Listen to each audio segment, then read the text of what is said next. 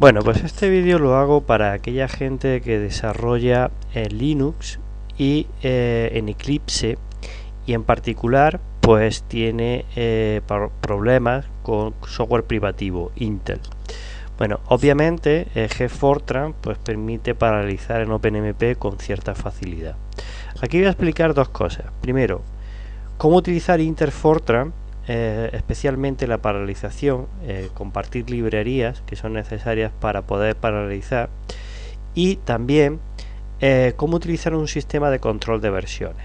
Entonces, algo muy útil es tener el código en tres sitios: la máquina local, un sitio de Dropbox sin, digamos, archivos pesados, y en un sistema de Subversion. Entonces, lo primero que voy a explicar es qué es esto de la Subversion. Bueno, la Subversion es que a medida que vas desarrollando tu código fuente y vas creando un historial de versiones de cada uno de los archivos que componen el código total, pues puedes hacer no solo un salvado en una máquina remota, en caso de pérdida local pues tienes acceso, sino además puedes hacer comparaciones entre código antiguo y código actual, algo muy útil para ver qué cosas han modificado que pueden hacer que un código no funcione, o a la recíproca, cómo has mejorado un código que no funciona. Vamos a ver un ejemplo de esto. Primero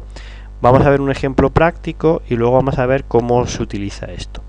Bien, lo primero que vamos a hacer, por ejemplo, vamos a seleccionar este archivo de código que tenía problemas porque no era digamos estable. El código que se obtenía no era completamente correcto. Ahora sí lo es, después de muchas pruebas que le he hecho, y vamos a comprobar qué cosa es la que he modificado con respecto a la última versión. Entonces, lo que uno hace es que se viene aquí y dentro de comprobación uno va a una revisión.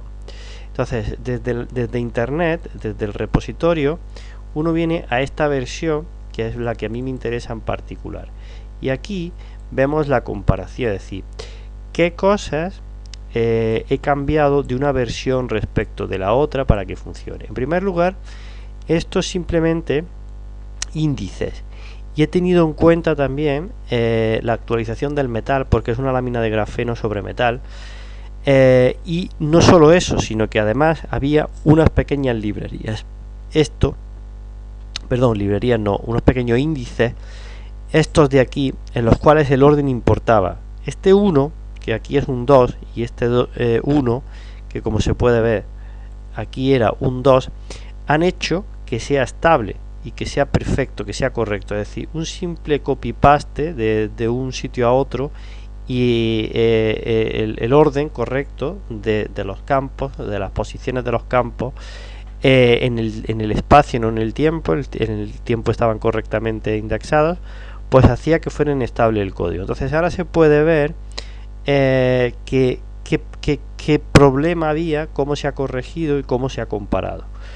¿Cómo se instala un control de versiones para decidir qué está haciendo uno bien, qué está haciendo uno mal? Bueno, uno se viene a ayuda y dentro instalar nuevo software, tiene que añadir la siguiente URL: http eclipse tigris org update, y el 1.10 es la última versión.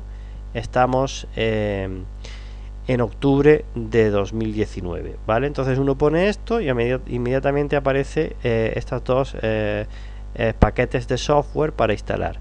Obviamente ya los hemos instalado, pero quien no lo tenga instalado pues lo tendría que instalar. Configurarlo sencillo. Existen innumerables páginas donde uno puede venir y obtener un servicio de Subversion. Concretamente, yo me he venido a esta URL que aparece acá y ya tengo aquí mi checkout, que con esta dirección, ¿vale?, que es https, yo la utilizo más mi contraseña para acceder a este repositorio y colocar en este repositorio el código fuente con su historial de versiones que estoy creando en mi mi framework de trabajo, que es Eclipse, ¿vale?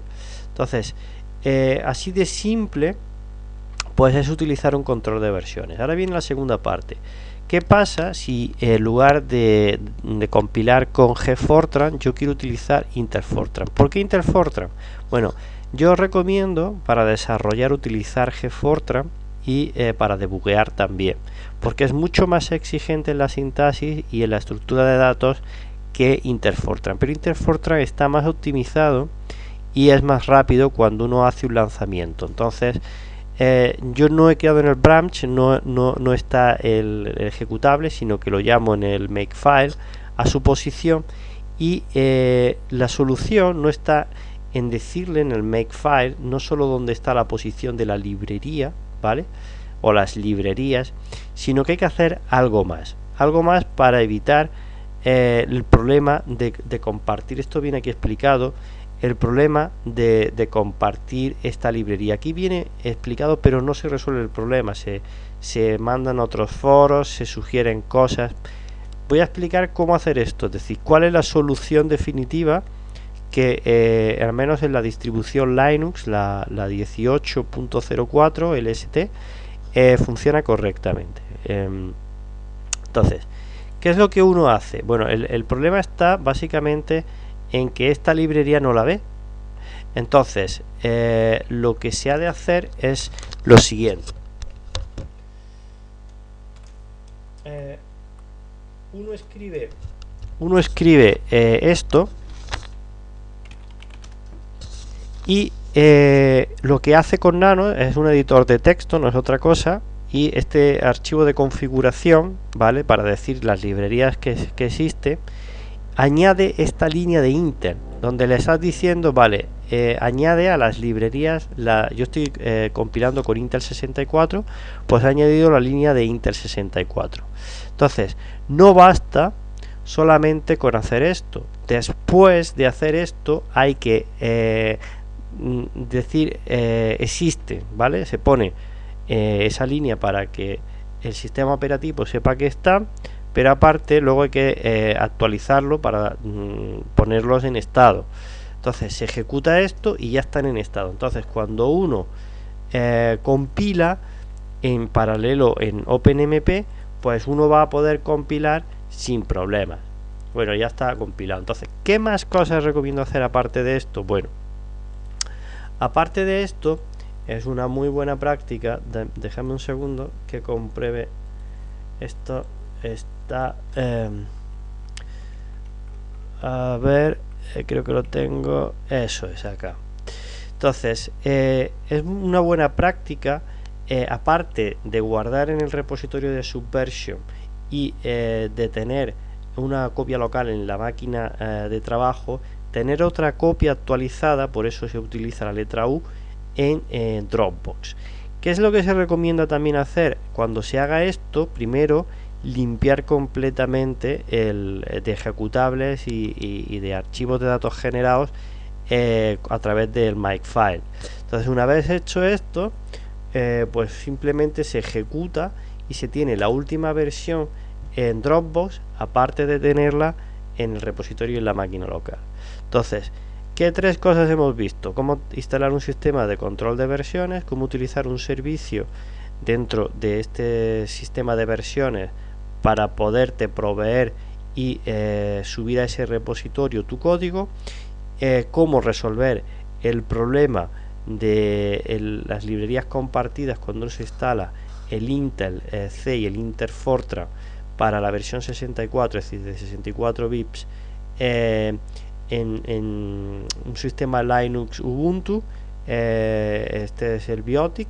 Y también hemos visto que es una muy buena práctica cada cierto tiempo no solo tenerlo en el repositorio en la máquina local, sino al menos una copia adicional de la última versión que está funcionando en Dropbox, mediante no una copia total, porque eso es lento y no es necesario, sino una actualización de aquello que hemos modificado. Por eso se utiliza esta sentencia.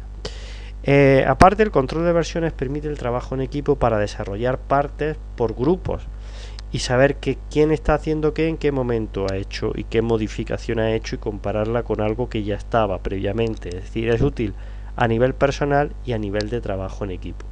Bueno, pues aquí termina el vídeo y espero que os sea útil. Un saludo.